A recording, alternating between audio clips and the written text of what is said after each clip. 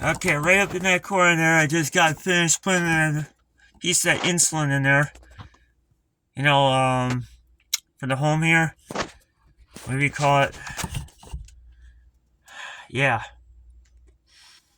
I just stuffed that full of that for the hole, so I'm gonna lay the rest of it against this piece of wood or so, and yeah, I'm gonna call it good here after that. So did this all myself.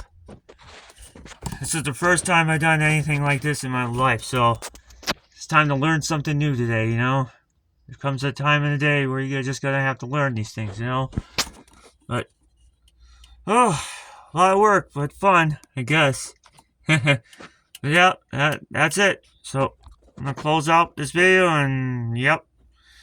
Once I get insulation in there, then I'm gonna probably do one last video and then call it good.